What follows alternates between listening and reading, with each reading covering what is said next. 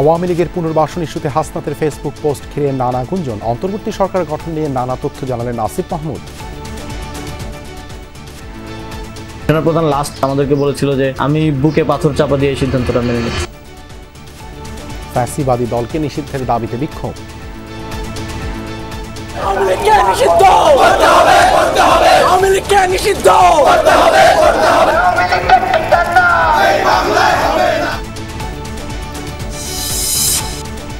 পলাতক স্বৈরাচারের দোসরদের পুনর্বাসন করা যাবে না বললেন তারেক রহমান। রাজনৈতিক অঙ্গনে গৌণ বিষয়কে মুখ্য ইস্যু বানাতে গিয়ে সংশয়ে ফ্যাসিবাদ বিরোধী ঐক্য। 5ই আগস্ট মাফিয়ার পতনের পর দীর্ঘ 1.5 দশকের অন্ধকার অতীত থেকে বেরিয়ে এসে পুনরায় গণতান্ত্রিক মানবিক বাংলাদেশ গড়ার এক অপার সম্ভাবনার দ্বার উন্মোচিত হয়েছে আমাদের সামনে।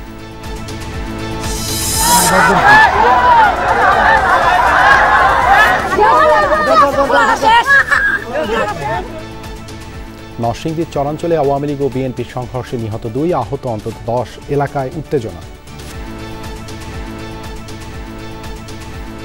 আমরা আমাদের গ্রামে শান্তিপূর্ণভাবে ঘুরতে গেছিলাম সকালবেলা, তার শামসুর মেম্বারে সেই সন্ত্রাসী বাহিনী দিয়ে আমরা আক্রমণ করে আমরা 2টা লোকরে মাইরে ফেলা। এলাকার ভিতরে যে হামলা দিছে আমার 2টা একটা বাদতে যা আমার আপন ভাই দুটারা জাগাত ফায়ার করে মারা লাইছে।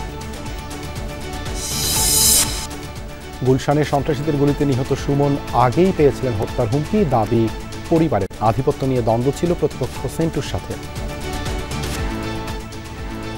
শত্রু আছে আমাদের এলাকায়, কিছু লোক আছে, জামাল নাম সেন্টু, একটা সন্ত্রাসে ধরাই দিছে। উনি এবার এই 7 দিন আগে দাবি নিয়ে এবার এই শত্রুতা করি যে শালা তুই আমার ধরাই দিয়ে সারা তোরে মারিয়ে লাই দি। বিদ্যুৎ উপকেন্দ্রে আগুনের ঘটনায় লন্ডনের হিথ্রো বিমানবন্দর সাময়িক বন্ধ। মধ্যরাত নাগাদ বাতিল হতে পারে অন্তত 1300-র বেশি ফ্লাইট। আওয়ামী লীগের পুনর্বাসন নিয়ে জাতীয় নাগরিক পার্টির দক্ষিণাঞ্চলের মুখ্য সমন্বয়ক হাসনাত আবদুল্লাহর ফেসবুক পোস্টের পর মন্তব্য করেছেন উপদেষ্টা আসিফ মাহমুদ। সেখানে তিনি প্রধান উপদেষ্টা হিসেবে ডক্টর ইউনূসের নিয়োগ নিয়ে সেনাপ্রধানের আপত্তির কথা তুলে ধরেন। এছাড়া আওয়ামী লীগের পুনর্বাসনের ষড়যন্ত্র চলছে বলেও জানান এই উপদেষ্টা।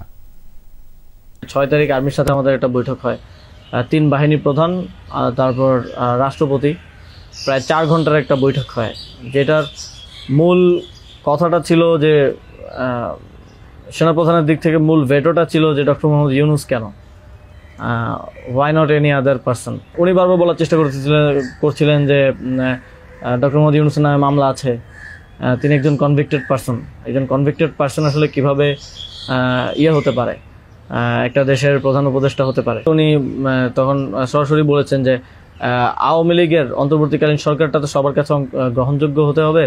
এখন আওয়ামী লীগ তো ডক্টর মোহাম্মদ ইউনূসকে 2 চোখে দেখতে পারে না, একদম অপছন্দ করে। তো আমরা তখন বললাম আওয়ামী লীগ এমন কিছু না যেটা নিয়ে এখন আমাদের কনসার্ন হওয়া উচিত। আওয়ামী লীগকে আমরা পরাজিত করেই এই প্ল্যাটফর্মে আসছি, এখানে আমরা বসছি।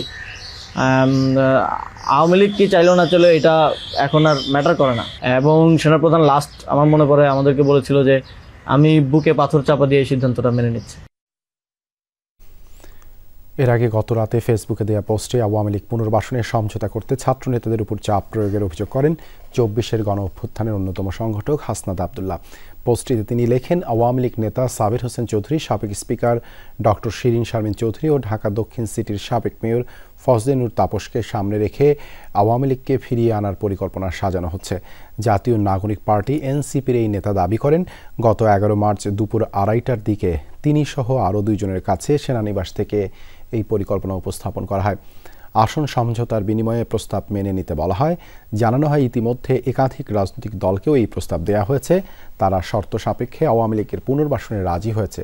বলা হয় রিফাইন্ড আওয়ামী লীগ যাদের নিয়ে করা হবে তারা এপ্রিল-মে থেকে শেখ পরিবারের অপরাধ স্বীকার করবে, হাসিনাকে অস্বীকার করবে এবং তারা বঙ্গবন্ধুর আওয়ামী লীগ করবে এমন প্রতিশ্রুতি নিয়ে জনগণের সামনে হাজির হবে। হাসনাত বলেন, আওয়ামী লীগকে ফেরাতে হলে লাশের উপর দিয়ে ফেরাতে হবে। পুনর্বাসন নয়, আওয়ামী লীগের বিচার নিয়ে কাজ করার আহ্বান জানানো হয়। আওয়ামী লীগকে পুনর্বাসনের ষড়যন্ত্রের প্রতিবাদে রাজধানীতে বিক্ষোভ করেছে বিভিন্ন সংগঠন। দুপুরে জুমার নামাজের পর ঢাকা বিশ্ববিদ্যালয় সহ বিভিন্ন এলাকায় বিক্ষোভ মিছিল ও সমাবেশ হয়। এ সময় নেতাকর্মীরা বলেন, রিফাইন্ড বা অন্য যে কোনো নামেই হোক, বাংলাদেশের রাজনীতিতে আওয়ামী লীগের ফেরার সুযোগ নেই। গণহত্যার দায়ে আওয়ামী লীগ নিষিদ্ধের দাবিও জানায় সংগঠনগুলো। ছাত্র জনতার প্রবল আন্দোলনের মুখে পতন ঘটে আওয়ামী লীগ সরকারের। ৫ আগস্ট দেশ ছেড়ে ভারতে আশ্রয় নেন শেখ হাসিনা। গণহত্যার অভিযোগে এই দলের বিপুল সংখ্যক নেতাকর্মীর বিচার কার্যক্রম চলছে। এরই মধ্যেই বৃহস্পতিবার রাতে ২৪-এর গণঅভ্যুত্থানের অন্যতম সংগঠক হাসনাত আবদুল্লাহর ফেসবুক স্ট্যাটাস ঘিরে রাজনীতিতে তোলপাড় শুরু হয়। সেখানে তিনি দাবি করেন, রিফাইন্ড আওয়ামী লীগের ব্যানারে দলটিকে পুনর্বাসনের পরিকল্পনা হচ্ছে, আর সেনানিবাস থেকে তাদের কয়েকজনকে সেই পরিকল্পনার কথা জানানো হয়েছে। এমন ফেসবুক স্ট্যাটাসের পরই ঢাকা বিশ্ববিদ্যালয়ে তাৎক্ষণিক বিক্ষোভ হয়। আবারও সামনে আসে ছাত্র জনতা হত্যার দায়ে আওয়ামী লীগকে নিষিদ্ধের ইস্যু। শুক্রবারও ঢাকা বিশ্ববিদ্যালয় ক্যাম্পাস, শাহবাগ ও মিরপুর সহ বিভিন্ন স্থানে বিক্ষোভ করেছে বেশ কয়েকটি সংগঠন। জুম্মার নামাজের পর ঢাকা বিশ্ববিদ্যালয়ের কেন্দ্রীয় মসজিদ থেকে প্রথমে বিক্ষোভ মিছিল বের করে ইনকিলাব মঞ্চ। মধুর ক্যান্টিন হয়ে বিশ্ববিদ্যালয়ের হলপাড়া ঘুরে রাজু ভাস্কর্যের সামনে গিয়ে সমাবেশে যুক্ত হয় তারা। বিক্ষোভকারীরা বলেন, যাদের হাতে হাজারো ছাত্র জনতার রক্ত লেগে আছে, এদেশে তাদের রাজনীতি করার অধিকার নেই। কেউ যদি তাদের পুনর্বাসনের চেষ্টা করে, পরিণতিও ভয়াবহ হবে। আমাদের গায়ে এক ফোঁটা বিন্দু রক্ত থাকতে খুনি আওয়ামী লীগকে আমরা পুনর্বাসন করতে দিব না। আওয়ামী লীগকে নিয়ে যদি ইলেকশন করতে হয়, বাংলাদেশে রক্তের যমুনা বয়ে যাবে।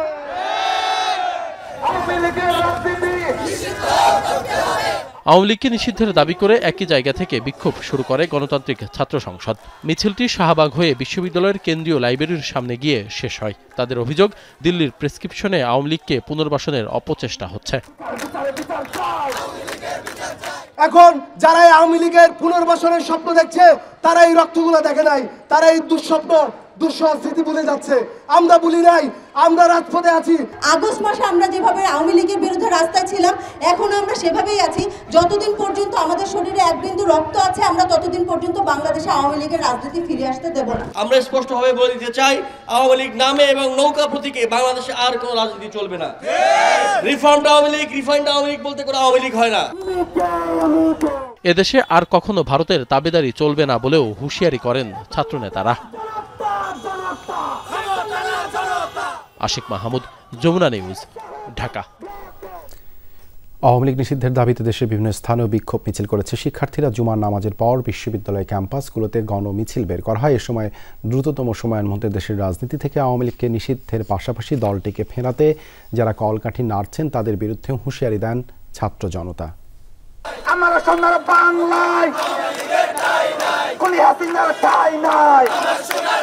আওয়ামী লীগ নিষিদ্ধের দাবিতে চট্টগ্রামের আন্দরকিল্লা শাহী মসজিদ থেকে বের হয় এই বিক্ষোভ মিছিল। জাতীয় নাগরিক পার্টি ও জাতীয় ছাত্র সংসদের আয়োজনে হওয়া মিছিলে যোগ দেন বিভিন্ন শ্রেণী পেশার মানুষ। মিছিলটি লালদিঘি পার কোতোয়ালি হয়ে নিউ মার্কেট মোড় প্রদক্ষিণ করে। পরে এক সমাবেশে আওয়ামী লীগকে নিষিদ্ধের প্রশ্নে অন্তর্বর্তী সরকারের ভূমিকায় ক্ষোভ প্রকাশও করেন ছাত্রনেতারা। আওয়ামী লীগকে যদি এই মুহূর্তে নিষিদ্ধ করা না যায়, তাহলে যারা বিপ্লবীরা আছে, যারা জুলাই আগস্টের বিপ্লবে নেতৃত্ব দিয়েছে, তাদের কাউকে বাঁচতে দিবে না আওয়ামী লীগ। আওয়ামী লীগকে পতনের মধ্য দিয়ে আমরা আপনাকে অন্তর্বর্তীকালীন সরকারের প্রধান উপদেষ্টা বানিয়েছি, কোনো সুশীলতা দেখাতে নয়।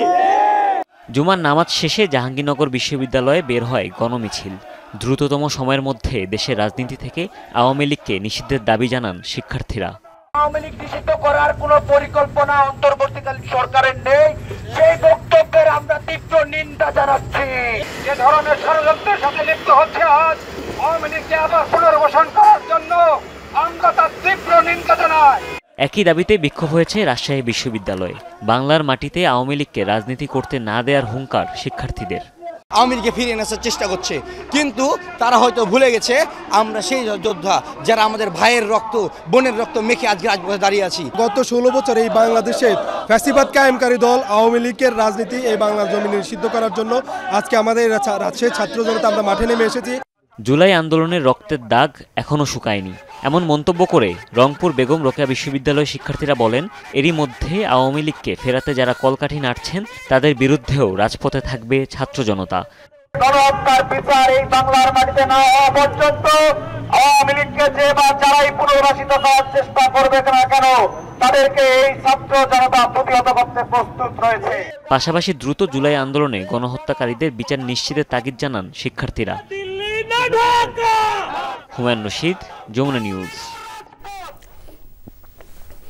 বর্তমানে সংস্কার ও নির্বাচনকে মুখোমুখি করে ফেলা হয়েছে, এটি নিঃসন্দেহে রাজনৈতিক উদ্দেশ্যমূলক বলে জানিয়েছেন বিএনপির ভারপ্রাপ্ত চেয়ারম্যান তারেক রহমান। বলেছেন, পলাতক স্বৈরাচারের দোসরদের পুনর্বাসনের সুযোগ দেয়া যাবে না। বিকেলে রাজধানীর ইস্কাটনের লেডিস ক্লাবে পেশাজীবীদের সম্মানে বিএনপি আয়োজিত ইফতার মাহফিলে কথা বলেন তিনি। তারেক রহমান বলেন, স্থানীয় নির্বাচন আগে করা মানে পতিত স্বৈরাচারকে রাজনীতিতে পুনর্বাসনের সুযোগ করে দেয়া। রাজনৈতিক অঙ্গনে গৌণ বিষয়কে মুখ্য ইস্যু বানাতে গিয়ে ফ্যাসিবাদ বিরোধী ঐক্য সংশয়ে পড়েছে। এর আগে অনুষ্ঠানে বিএনপি মহাসচিব মির্জা ফখরুল ইসলাম আলমগীর বলেন, নির্বাচন সংক্রান্ত প্রয়োজনীয় সংস্কার শেষ করে দ্রুত ভোটের আয়োজনই শ্রেয়। এ সময় তিনি বলেন, গণতন্ত্র উত্তরণের পথ সুগম করতে সবাইকে দায়িত্বশীল ভূমিকা পালন করতে হবে, যেন গণতন্ত্রের উত্তরণের পথ সুগম হয়। পতিত স্বৈরাচারের দোসরদের হাতে এখনো রাষ্ট্র থেকে লুণ্ঠন করা, জনগণের পকেট থেকে লুণ্ঠন করা হাজারো হাজার কোটি টাকা রয়ে গিয়েছে। এমন পরিস্থিতিতে জাতীয় নির্বাচনের আগে স্থানীয় নির্বাচন হওয়ার অর্থ সারা দেশে ঘাপটি মেরে থাকা পলাতক স্বৈরাচারের দোসরদেরকে রাজনীতিতে পুনর্বাসনের সুযোগ সৃষ্টি করে দেওয়া। প্রয়োজনীয় যে পরিবর্তন বা সংস্কার দরকার নির্বাচনের জন্য, সেগুলোকে সম্পন্ন করে নির্বাচন অনুষ্ঠান করাই হবে এখন সবচেয়ে বড় উইজডমের কাজ। গণ আন্দোলনে হত্যার দায়ে আওয়ামী লীগ নেতাদের দ্রুত বিচার নিশ্চিতের দাবি জানিয়েছেন বিএনপির সিনিয়র যুগ্ম মহাসচিব রিজভী আহমেদ। বলেছেন, অপরাধীদের বিচার শেষ হওয়ার পর জনগণের কাছে ক্ষমা চেয়ে রাজনীতি করতে পারবে আওয়ামী লীগ। সকালে উত্তরায় দক্ষিণখানে ঈদ উপহার বিতরণ অনুষ্ঠানে রিজভী এসব কথা বলেন। তার মতে, অর্থ পাচার, গণতন্ত্র ও মানুষ হত্যার সঙ্গে জড়িতদের বিচারের আওতায় আনতে হবে। আর কোনো ফ্যাসিবাদের উত্থান যেন না হয় সে বিষয়ে সবাইকে সতর্ক থাকার আহ্বানও জানান রিজভী। বলেন, আদালতে ন্যায়সঙ্গত বিচার নিশ্চিত করতে পারলে দেশে আর ফ্যাসিবাদের জন্ম হবে না। কে রাজনীতি করবে কিংবা করবে না সেই সিদ্ধান্ত জনগণ নেবে বলেও মন্তব্য করেন রিজভী।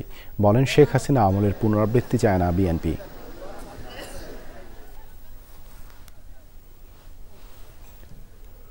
যারা টাকা পাচার করেছে, যারা এই শিশু, কিশোর, আহনাফ, আবু সাইদ, মুগ্ধ, এদেরকে যারা হত্যা করেছে, এই 2000-এর মতো শিশু, কিশোর, তরুণ, ছাত্রছাত্রীকে যারা হত্যা করেছে, শ্রমিক, রিকশাওয়ালাদেরকে যারা হত্যা করেছে, তাদের বিচারটাই আমরা করি না কেন? এবং এর মধ্যে এই যে ব্যাংক খালি করে দেওয়া, এই যে লক্ষ কোটি টাকা বাইরে পাচার করা, এই পাচারের মধ্যে অধিকাংশই হচ্ছে শেখ হাসিনার আত্মীয় স্বজনরা জড়িত। নরসিংদীর রায়পুরায় আওয়ামী লীগ ও বিএনপি সংঘর্ষে 2 জন নিহত হয়েছে। টেটাবিদ্ধ সহ আহত হয়েছেন অন্তত 10 জন। নিহত 2 জনই সৌদি প্রবাসী এবং আওয়ামী লীগের সমর্থক। পুলিশ বলছে, পূর্ববিরোধের জেরে সংঘর্ষে জড়িয়েছে দুপক্ষ। এলাকায় উত্তেজনা বিরাজ করছে।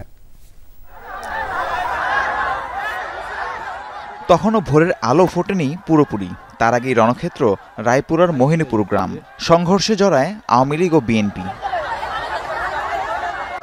কারো হাতে টেটা বললম দা, কেউ বা বন্দুক নিয়ে জড়ায় রক্তক্ষয়ী সংঘর্ষে। কয়েক ঘন্টা চলে দুপক্ষের ধাওয়া পাল্টা ধাওয়া। ঘটে প্রাণহানি, আহত হয় অন্তত 10 জন। স্থানীয়রা জানায়, গণ অভ্যুত্থানের পর রায়পুরা থানা থেকে বেশ কিছু অস্ত্র লুট হয়। মাস 6 আগে সেসব অস্ত্র পুলিশে ধরিয়ে দেয় চাঁদপুর ইউনিয়নের 9 নম্বর ওয়ার্ড আওয়ামী লীগ সভাপতি আব্দুস সালামের সমর্থকরা। এ নিয়ে একই ওয়ার্ডের বিএনপির সভাপতি শামসু মিয়ার সাথে বিরোধ চলছিল। তারই জেরে বাধে সংঘর্ষ। 8 মাস ধরে আজকে গ্রাম ছাড়া। আমরা আমাদের গ্রামে শান্তিপূর্ণভাবে ঘুরতে গেছিলাম সকালবেলা। তার শামসু মেম্বারে সেই সন্ত্রাসী বাহিনী দিয়ে আমরা আক্রমণ করে আমরা 2টা লোকরে মাইরা ফেলা। 2টা ছেলে পালা দিছে আমাদেরকে মারার জন্য। তখন আমি ওই 2টা ছেলের কায়দা কৌশলে আটকাই লাইছি। আটকাইয়া মারধর করছি না, ওদের বান্ধা থুয়া দিছি বোধহয় সৈন্যাসীরা এর সন্ত্রাস বাহিনী যত লোক আছে সব লইয়া এলাকার ভিতরে যায় হামলা দিছে। মোহিনীপুর এলাকাটি দুর্গম চরাঞ্চল। ঘটনাস্থলে যায় আইনশৃঙ্খলা বাহিনী। এক পর্যায়ে নিয়ন্ত্রণে আসে পরিস্থিতি। সালাম গ্রুপ এবং শামসু মেম্বারের দুটো গ্রুপ আছে, দুই গ্রুপের মাঝে সকালের দিক দিয়ে সংঘর্ষ হয়েছে। এখন আমরা এলাকাতে আছি, ঘটনাস্থলের দিকে পরিস্থিতি নিয়ন্ত্রণে আছে। নিহত দুজনই আওয়ামী লীগের সালাম পক্ষের অনুসারী। আহতদের বিভিন্ন হাসপাতালে ভর্তি করা হয়েছে। তাদের মধ্যে কয়েকজনের অবস্থা গুরুতর। রাহিম সারোয়ার, যমুনা নিউজ। জমি নিয়ে বিরোধ সহ নানা কারণে 3 জেলায় বিএনপি কর্মী সহ 3 জন খুন হয়েছেন, আহত হয়েছেন 2 জন। ঝিনাইদহে গাছের মালিকানা নিয়ে দ্বন্দ্বের সালিশি বৈঠক ডাকা হয়। এতে বাঘ বিতণ্ডার পর বিএনপি কর্মী জাফর আলীকে পিটিয়ে হত্যার অভিযোগ উঠেছে জামায়াত কর্মীর বিরুদ্ধে। নাটোরের বড়াই গ্রামের নওয়াপাড়ায় জমি নিয়ে বিরোধ চলছিল দুপক্ষের। এডি জেরে সকালে কথা কাটাকাটি হয়। ছুরিকাঘাতে নাজিম নামে একজন নিহত হয়েছেন, আহত হয়েছেন 2 জন। পিরোজপুর সদরে সাব্বির নামে এক রিকশা চালকের মরদেহ উদ্ধার হয়েছে। হাতুড়ি দিয়ে পিটিয়ে তাকে হত্যা করা হয়েছে বলে জানিয়েছে পুলিশ।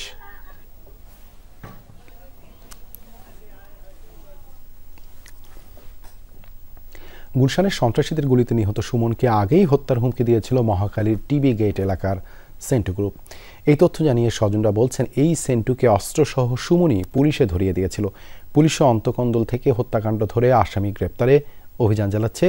সুমন সেন্টু এলাকায় আধিপত্য বিস্তারে প্রায় নিজেদের মধ্যে মারামারি করত বলে জানান স্থানীয়রা।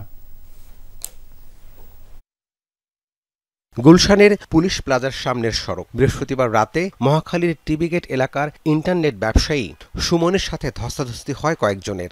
এক পর্যায়ে সুমনের মাথা বুকে গুলি করে পালিয়ে যায় সন্ত্রাসীরা। ঘটনাস্থলেই প্রাণ হারান সুমন। কিন্তু কি নিয়ে এই হত্যাকাণ্ড? সুমনের ছোট ভাই জানিয়েছেন, তার ভাইকে হত্যার হুমকি দিয়েছিল সেন্টু, আফজাল, রুবেল সহ বেশ কয়েকজন। সেন্টু গ্রুপের চাঁদাবাজি সহ বিভিন্ন অপকর্মে সুমন বাধা দিতেন, এমন দাবি ভাইয়ের। শত্রু আছে আমাদের এলাকায়, কিছু লোক আছে, জামাল নাম, সেন্টু, আফজাল, বিন্দু, রুবেল, আরও অনেকে আছে ওদের সাথে। রেল মহাখালী টিবি গেট, শ্যামল, মহাখালী টিবি গেট, বক্ষবিধি হসপিটাল। ওরা চাঁদাবাজ ছিনতাই করে, জোর জমস্ত করে মানুষের জায়গা দখল করে নেয়, মানুষের দোকানপাট লুটপাট করে নেয়। সুমনের শ্বশুর জানান, কিছুদিন আগে অস্ত্রসহ সেন্টুকে পুলিশের কাছে ধরিয়ে দিয়েছিল সুমন। তার মেয়ে জামাই বিএনপির রাজনীতির সাথে জড়িত বলেও জানান তিনি। কিছুদিন আগে একটা কাজ করছে, ওই যে একটা সন্ত্রাসরে ধরাই দিছে অস্ত্রসহ।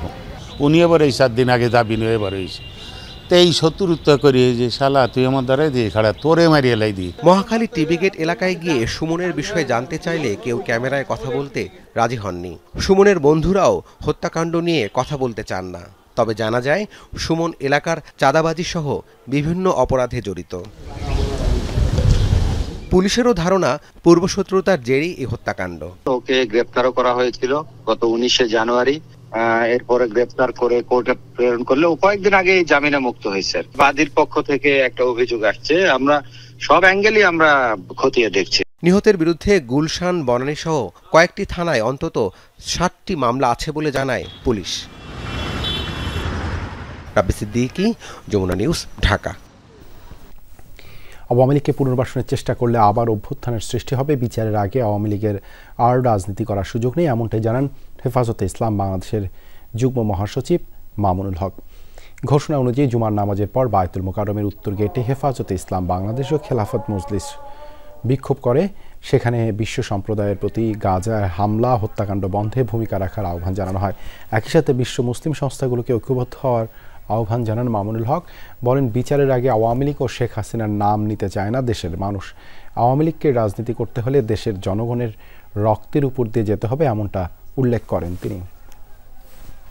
গাজায় ফের ইসরায়েলের বর্বর হামলার প্রতিবাদে বিভিন্ন স্থানে বিক্ষোভ মিছিল ও সমাবেশ হয়েছে। জুমার নামাজের পর নাটোর, টাঙ্গাইল, যশোর, পাবনা সহ বিভিন্ন স্থানে গাজাবাসী সমর্থনে রাস্তায় নামে ছাত্র জনতা। বিক্ষোভ মিছিল নিয়ে শহরের গুরুত্বপূর্ণ সড়কগুলো প্রদক্ষিণ করে তারা। বক্তারা বলেন, চুক্তি ভঙ্গ করে গাজায় হামলা চালিয়ে ইসরায়েল আবারও প্রমাণ করল তারা যুদ্ধাপরাধী। ফিলিস্তিনের উপর বর্বর হামলা বন্ধে সারা বিশ্বের মুসলিমদের ঐক্যবদ্ধ হওয়ার আহ্বান জানানো হয় মানববন্ধন থেকে।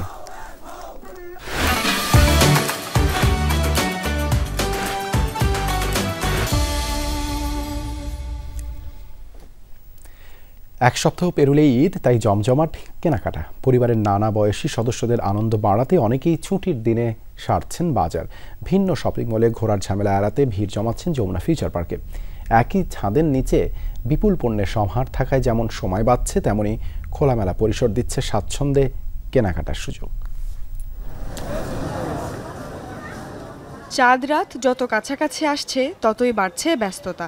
প্রিয় মানুষদের জন্য উপহার বা নিজেদের জন্য নতুন পোশাক কেনার তোড়জোড় বাড়ছে ক্রমশ।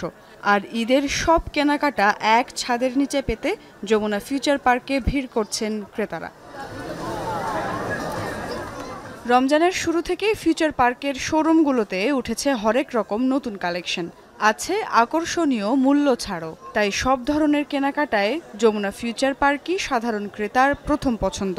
যেই ফ্লোরে যাই প্রতিটা ফ্লোরে শাড়ি থেকে শুরু করে বাচ্চাদের থেকে শুরু করে মানে পুরো সংসারে সব কিছুই পাওয়া যায়। কিনছি নিজের জন্য, বাচ্চাদের জন্য, ফ্যামিলির জন্য। ভালো লাগছে। পাঞ্জাবি কিনবো তো আমার জন্য, দেখতেছি আর কি যে কমফোর্টেবল হয় এরকম কোনো কিছুই। 3 পিস কেনা হয়েছে কয়েকটা, কিন্তু অর্গানজার মধ্যে কেনা হয়েছে, পাকিস্তানে কেনা হয়েছে, এখন শুধু কটনেরটা বাকি আছে। ঈদ উপলক্ষে কেনাকাটাও জমে উঠেছে। ক্রেতাদের আকৃষ্ট করতে দোকানে আসছে নিত্য নতুন ডিজাইনের পোশাক সহ ব্যবহার্য সব পণ্য।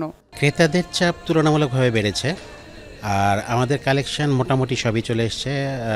এক্সক্লুসিভ 2-3টা কালেকশন আমরা এখনও শেষ করতে পারিনি, এটা হয়তো বা 2 দিনের মধ্যে চলে আসবে। অনেক ডিজাইন আসছে, নতুন নতুন ডিজাইন, ড্রেপ স্কার্টের মধ্যে, কোটি স্টাইলের মধ্যে। তো ওই ক্ষেত্রে চিন্তা করলে অনেক আলহামদুলিল্লাহ অনেক ভালো। আর হচ্ছে যে আলহামদুলিল্লাহ মানে আমরা যে নতুন কালেকশনগুলো নিয়ে আসছি ওগুলো হচ্ছে আমাদের রিপিট করতে হচ্ছে আলহামদুলিল্লাহ, কারণ যেগুলো আমরা নিয়ে আসছি ওগুলো সোল্ড আউট, আবার আমাদের অর্ডার করতে হচ্ছে। আরামদায়ক পরিবেশে পছন্দের পণ্য বেছে নিতে ক্রেতারা ভিড়ছেন দক্ষিণ এশিয়ার সবচেয়ে বড় এই শপিং মলে। সুমাইয়া ঐশী, যমুনা নিউজ, ঢাকা। ঈদের কেনাকাটায় সরগরম যমুনা ফিউচার পার্ক। বৃহত্তর এই শপিং মলে ক্রেতা দর্শনার্থীদের পদচারণায় মুখরিত। সুমাইয়া ঐশী রয়েছেন, সেখানে যাচ্ছি তার কাছে। ঐশী, ফিউচার পার্কে এখন ক্রেতা সমাগম কেমন দেখছেন? এবারের ঈদে ক্রেতাদের কেনাকাটায় কোন বিষয়গুলো অগ্রাধিকার পাচ্ছে?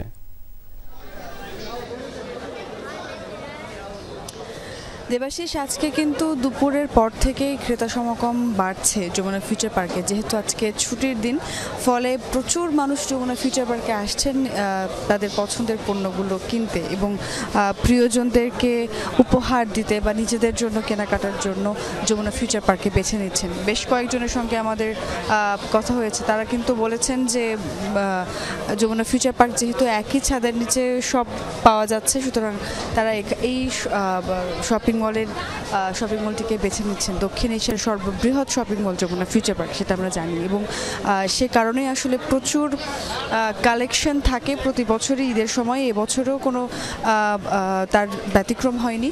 এখনও পর্যন্ত নতুন নতুন সব কালেকশন যমুনা ফিউচার পার্কের প্রত্যেকটি আউটলেটে আসছে এবং বিক্রেতারা বলছেন যে ক্রেতাদেরকে আকৃষ্ট করতে নানান ধরনের মূল্য ছাড়ও তারা দিচ্ছেন, এবং তারা বলছেন যে ক্রেতা যারা আছেন ক্রেতারাও কিন্তু বলছেন যে যমুনা ফিউচার পার্কে এসে পছন্দের সমস্ত পণ্য তারা পেয়ে যাচ্ছেন একই ছাদের নিচে।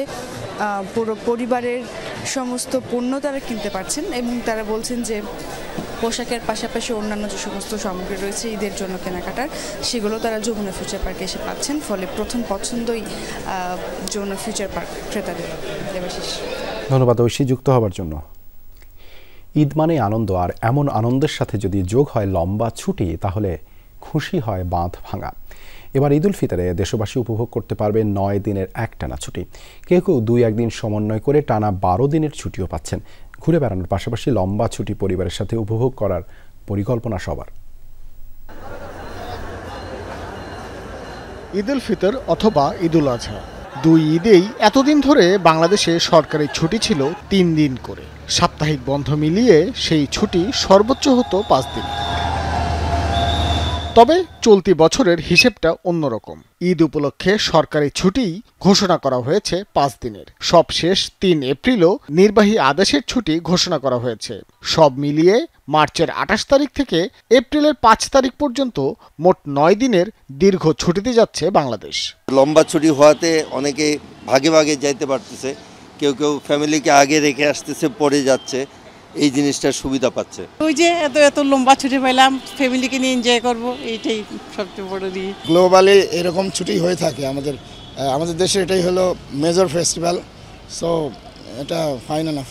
ঈদে টানা ছুটির আগে রয়েছে স্বাধীনতা দিবসের ছুটি, শবে কদরের আগে একদিন কর্মদিবস।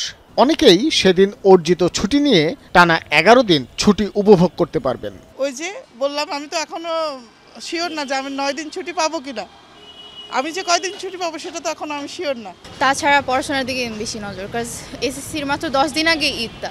সারাদিন বাসা থাকবা, গেমস খেলবা, সারাদিন গেমস খেলবা। হ্যাঁ, এই ছুটিতে ঘোরাঘুরি করবো আপাতত, তারপর আমার এইচএসসি আছে, এজন্য তখন প্রিপারেশন নিব।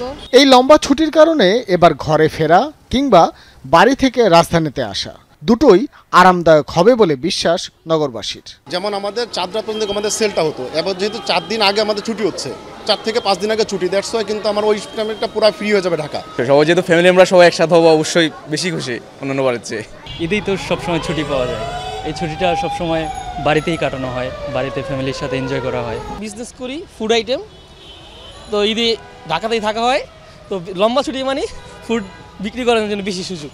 তবে এই ছুটিতে ব্যবসায়ীদের মন কিছুটা খারাপ, তাদের শঙ্কা 4 রাতের ব্যবসা থেকে কিছুটা হলেও বঞ্চিত হবেন তারা। ভাস্কর ভাদুরী, যমুনা নিউজ, ঢাকা। শেখ হাসিনার মতো করেই এখনকার নব্য ফ্যাসিবাদীরা জাতীয় পার্টিকে ব্ল্যাকমেইল করছে, এমন অভিযোগ করেছেন দলের চেয়ারম্যান জিএম কাদের। সন্ধ্যায় রংপুরে নিজ বাসভবনে সাংবাদিকদের সাথে আলাপকালে এই মন্তব্য করেন তিনি। জিএম কাদের দাবি করেন, ফ্যাসিবাদী শেখ হাসিনা তাকে সহ জাতীয় পার্টিকে ব্ল্যাকমেইল করেছিল, এতে মুখ বন্ধ রাখতে বাধ্য হয়েছিলেন তিনি। একইভাবে জাতীয় পার্টিকে ঘিরে দুর্নীতির ভুয়া তথ্য আবিষ্কার করছে এখনকার নব্য ফ্যাসিবাদরা। পুলিশ নষ্ট হয়ে গেছে উল্লেখ করে জিএম কাদের দাবি করেন, এখন সেনাবাহিনীকে নষ্ট করার চেষ্টা চলছে। আওয়ামী লীগকে নিষিদ্ধ না করার পক্ষেও মত তুলে ধরেন জাতীয় পার্টির চেয়ারম্যান।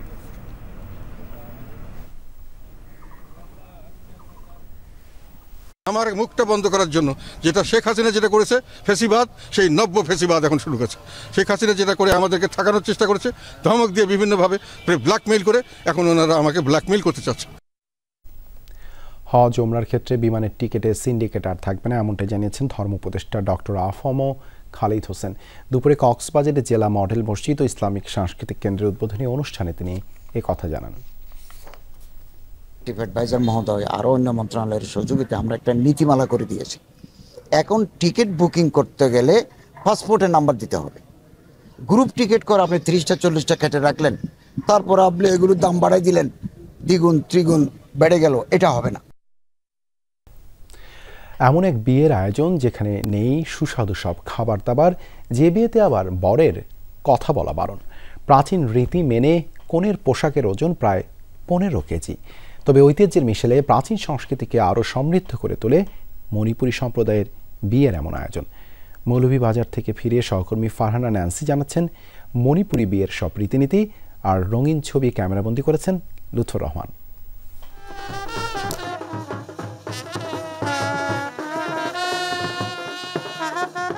গোধূলি বেলায় আনন্দ আয়োজনের যাত্রা, গায়ের পথ ধরে মণিপুরী সম্প্রদায়ের এক বরযাত্রীর আগমনী ধ্বনি। খালি পায়ে এই বরপক্ষের নারীরা মাথায় নিয়ে চলছে ফল আর মিষ্টির ভাণ্ডার। কনের বাড়ির অভিমুখে বরপক্ষের এই চলায় মিশেল ঘটেছে আনন্দ আর প্রাচীন রীতির। যমুনা টেলিভিশন এবার নিমন্ত্রণ পেয়েছে একটি মণিপুরী সম্প্রদায়ের বিয়ের, যে আয়োজনগুলোতে তাদের সংস্কৃতি এবং ঐতিহ্যর মিশেলে উৎসবগুলো হয়ে ওঠে আরও বেশি রঙিন। আমরা আজকে আপনাদেরকে জানাবো এই রঙিন আয়োজনের চিত্রকথা। ছাতার মুকুট সাজা বরকে পা ধুয়ে ধর্মীয় বিধিতে বরণ করে নেওয়া হয়। পুরো বিয়ের আয়োজন জুড়ে বরের কিন্তু কথা বলা মানা। স্নিগ্ধ জুই আর চন্দনের ছোঁয়ায় অতিথিদের স্বাগত জানানোর পরম্পরা এখানে, সাথে পান সুপারির ভাগার থেকেও আপ্যায়নের আয়োজন। মেয়ে হোক পুরুষ হোক সবার কাছে দিতেই হবে। সংস্কৃতি আরো সৌন্দর্যটা সবার কাছে যাতে ফুটে উঠে সেজন্য এই চন্দনটা বিশেষভাবে ব্যবহার করা হয়।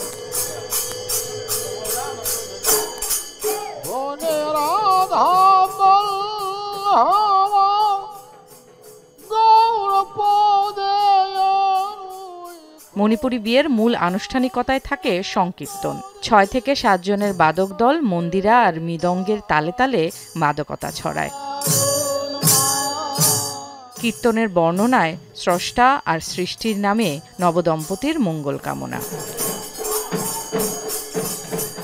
শুদ্ধি কার্যক্রম, আত্মতৃপ্তি, ঈশ্বরের প্রতি, রাধাকৃষ্ণের প্রতি প্রেম নিবেদন, তারপরে ভক্তি, সব উৎসর্গ এর ভিতরেই নিহিত রয়ে গেছে। জন্ম থেকে মৃত্যু পর্যন্ত যে অনুষ্ঠান হবে এই পুং দিয়ে পরিচালিত হবে, এই মৃদঙ্গ বাজতে হবে। মণিপুরী সংস্কৃতির ধারায় সেজে উঠছে কনে। কনের সাজের মূল আকর্ষণ লেহেঙ্গার মতো অলংকার খচিত পতলই, যার ওজন প্রায় 15 থেকে 16 কেজি। কন্যার সকল গয়না সুই সুতার সেলাইয়ে আটকে দেওয়া হয়। মাথার পরানো মুকুটের ওজনও কম নয়, 4 থেকে 5 কেজি। এখানে যে কালারফুল যে কালচার এবং কালারফুল যে সবকিছু আমার অনেক ভালো লাগে, এবং আমি এটা যে এমব্রেস করছি বা এটা যে আমি পালন করছি, এটার জন্য আমি নিজেকে অনেক লাকি মনে করি। এটা হচ্ছে অনেক ভারী, প্রায় নিচের পার্টটা আমাদের পতলইটারই ওজন হচ্ছে প্রায় 15 কেজির মতো। মিতই গোষ্ঠীর মণিপুরী বিয়েতে থাকে না খাওয়া দাওয়ার কোনো আয়োজন, শুধু পান আর মিষ্টি মুখেই সারা। ধর্মীয় উৎসবে নর্মালি আমরা হচ্ছে গিয়ে এই যে খাবারের পরে যে ঝুঠা জিনিসটা, এটা আমরা কি করি না। সো হচ্ছে আমাদের এখানে খাবারের আয়োজন হয় কালকে, মানে বিয়ের আগের দিন আর বিয়ের পরের দিন। কুচপাতার বাঁধুনিতে বিয়ের 7 পাকের রীতি মানা হয়। ধর্মীয় আনুষ্ঠানিকতার ধাপগুলো পার হয় রং ছবির আধিক্যে। কন্যাদান করে বাবার দায়ভার কমলেও ঐতিহ্যগতভাবে থেকে যায় অনেক খুঁটিনাটি বিষয়। রীতির নিয়ম অনুযায়ী আমাদের কোনো কাবিননামা বা কোনো দাবি দেওয়া, কোনো ডকুমেন্টারি নাই। মণিপুরী সংস্কৃতি শত বছরের ঐতিহ্য বহন করে চলেছে, সমৃদ্ধ করছে কমিউনিটি নির্ভর পর্যটন শিল্পকে। অনুষ্ঠানে আসার সুযোগ পাই, অংশগ্রহণ করি, তখন আমাদের এইসব ঐতিহ্যবাহী প্রথাগুলো, ঐশ্বর্যটা সবসময় চলমান থাকবে এবং আমরা সবাই সম্প্রীতির সাথে আসলে এই উৎসবগুলো, এই আনন্দগুলো উদযাপন করতে পারবো। এখানে আসলে অনেক কিছুই জানার আছে, আমরা এই সংস্কৃতি সম্পর্কে জানতাম না totally.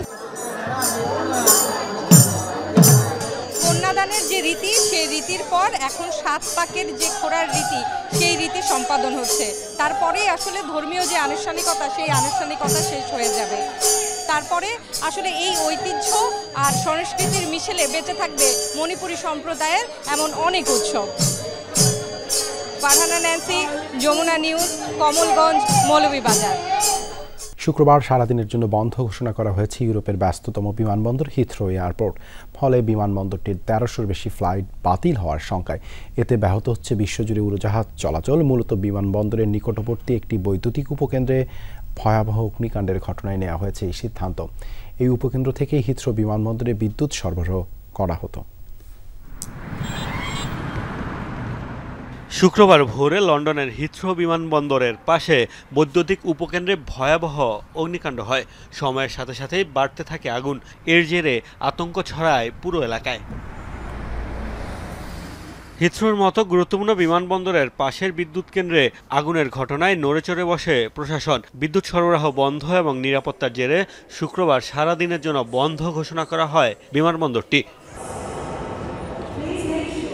Flight tracking website flight radar 24-এর তথ্যমতে একদিনেই বাতিল হতে পারে ইউরোপের ব্যস্ততম বিমানবন্দরটির 1351টি ফ্লাইট, যার প্রভাব পড়বে গোটা বিশ্বের বিমান চলাচলেই। এরই মধ্যে হিথ্রোমুখী অনেক উড়োজাহাজ গন্তব্য পাল্টে ফেলেছে। বিশ্লেষকরা বলছেন এর বিরূপ প্রভাব পড়বে আগামী কয়েকদিনের বিমান চলাচলেও। আশা ছিল কাল বাড়ি পৌঁছাবো, স্ত্রী সন্তানদের কাছে যেতে আরও একদিন অপেক্ষা করতে হচ্ছে। বিকল্প পথে বাড়ি ফেরার চেষ্টা করেছি, কিন্তু কোনো কিছুর ব্যবস্থা করতে পারিনি। কাজেই আরও একদিন থাকতে হচ্ছে। লন্ডন আমার প্রিয় শহর হলেও আমি বাড়ি ফিরতে চাই। কর্তৃপক্ষ জানায় এই উপকেন্দ্র থেকেই বিমানবন্দরে বিদ্যুৎ সরবরাহ করা হয়। ফলে ব্যাপক বিদ্যুৎ বিভ্রাটের মুখে পড়ে হিথ্রো এয়ারপোর্ট। সাময়িক এই বিড়ম্বনার জন্য ক্ষমা চেয়েছে বিমানবন্দর কর্তৃপক্ষ। বিমানবন্দরের আশপাশে প্রায় 5000 ঘরবাড়ি বর্তমানে বিদ্যুৎ বিচ্ছিন্ন। 150 মানুষকে নিরাপদে সরিয়ে নেওয়া হয়েছে, যদিও এখনও আগুন লাগার কারণ জানা যায়নি। মোস্তফা মাহমুদ, যমুনা নিউজ।